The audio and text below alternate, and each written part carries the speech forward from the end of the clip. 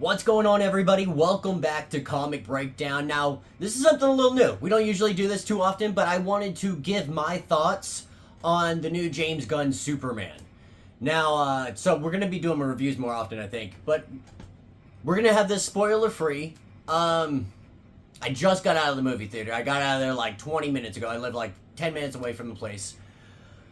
Initially going into this, I did not expect a lot of it. I'm not a huge fan of James Gunn. I think he has done some good work. I did enjoy Guardians of the Galaxy. Not all of them, but I did enjoy them.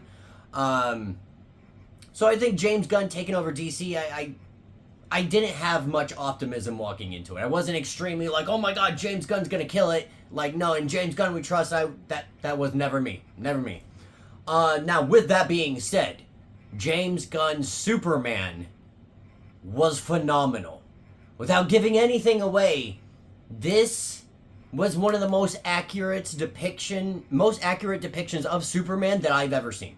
Now, Christopher Reeve's knocked it out of the hill. I love Henry Cavill. Like, I am a Henry Cavill fanboy, and I'm not gonna be ashamed about that in any way, shape, or form. I love Henry Cavill. I think he is awesome. I think he played a phenomenal Superman. But this just felt so much like a comic. It felt comic booky in the best of ways. Now, I've heard a lot of people complaining that it was woke, that men were crying too much in this. Like, I cried in this movie, and I don't cry during a lot of movies. Like, it takes some emotion to really get it for me. But when James Gunn said that this movie was about hope, that's really what this is about. And that's the embodiment of Superman. It is hope. It's truth. It's justice. And that's what we see throughout this. Not necessarily, you know, in the grand scheme of things, like the story overall isn't super in-depth, but it's exactly what you expect from a comic book movie, if that makes sense. Like, the idea of it in its entirety really does play well on the big screen, and I was really concerned. With James Gunn at the helm, I really thought that they were going to try to make this some giant joke, constantly having little, oh, I'm Superman, like, and that didn't happen. In fact, there were actually times where I was like, maybe Superman's a little too emotional, but he's only relatively been into the world for like 3 years. So he's only like 27 years old. He introduced himself to the world, and he's sitting at 30 years old right now. So I don't expect him to be the wisest Superman out there. I don't expect him to just be dishing out life lessons to everybody, you know what I mean? So all in all, I think they did a really good job of showing a Superman who's still trying to figure it out.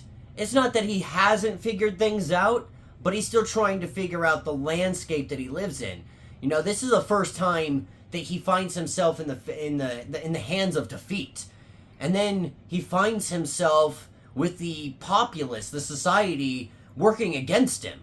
And this is all new avenues for him, and he's trying to figure it out. And because at the end of the day, Superman just wants to help people. Screw the borders, screw your laws, screw all of this stuff. Superman sees people are going to die, and he wants to help them. And then it's about the red tape that Superman has to cross because of bureaucracy, because of politics, because of lobbyists, because of corruption. And these things are all avenues that can play in current society, definitely, but I think Superman has always been this way. So when the people say that Superman's woke, you know, I find it hard to understand how you never saw that before. Like, we can go back to him punching Nazis. We can go back to him fighting against police brutality. Like, we can go through so many avenues. He has always been the guy that stands up for the little man. So when people say that Superman is woke, I don't get it. I've also heard complaints about Crypto. Crypto was phenomenal. Like, I don't understand this people's obsession with hating cute characters like Grogu or like Crypto and stuff of that nature, but they're fun. They're playful. They add another little extra element into it, you know what I mean? Just to have a little fun. And kids love that stuff. You know, at the end of the day, these are for kids. Like, these, yes, there are some amazing adult, mature, comic books and media and things of that nature. But we want kids to read these stories, just like we read these kids as stories, and we read these stories as kids, and so the idea that, oh, well, maybe it's a little too corny, it's a little too cheesy, it's a little too comic booky, that's okay. Because there's a wide audience of people out there. They're going to want to watch this. They're going to want to see it, and they're going to want to get into it. I mean, just in the movie theater I was in, there was at least half of it was children, which is a great thing. People are going to see Superman. And I think this was a great revival for DC media as a whole. It was a really good job. They came out here. They made it fantastic.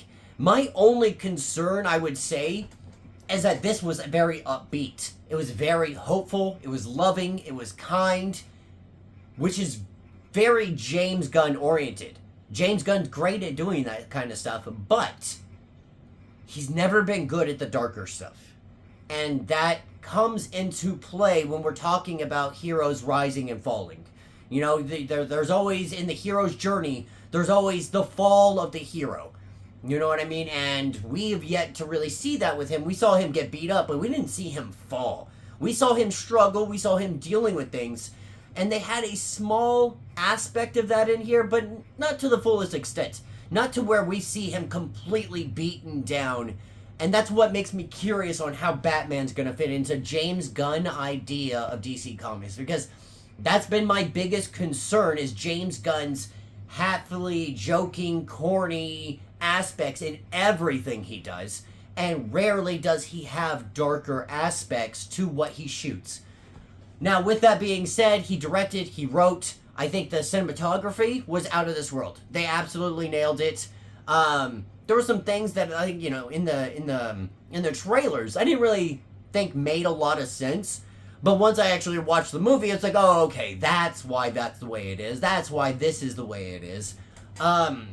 In terms of Cameo and other characters outside of Superman, I really, really thought that I was going to hate Guy Gardner's portrayal in this.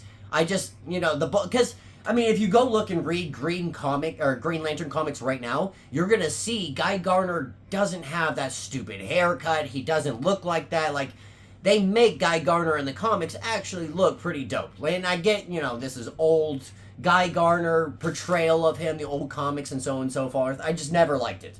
I always thought it was stupid. The bowl cut is absolutely ridiculous. But Nathan kind of nails it in this. He absolutely kills it. It felt very Guy Gardner. Like, it really did feel like Guy Gardner. The dialogue between him and Big Blue and everything else in between.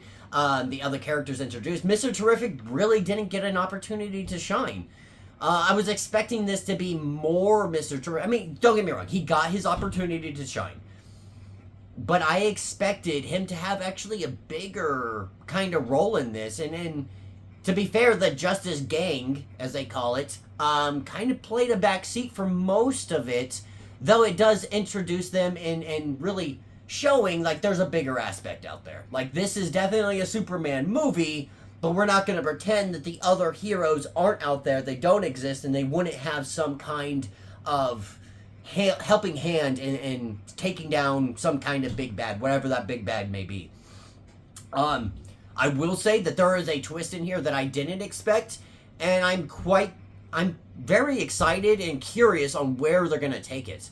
And we'll do a full with spoilers interview. We'll do a full little take later on with spoilers and everything else in between, so that we can really dive into what I'm talking about in those regards.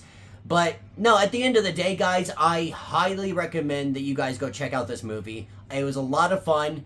James Gunn said it. This is a movie about hope, and that's what it brought to the table.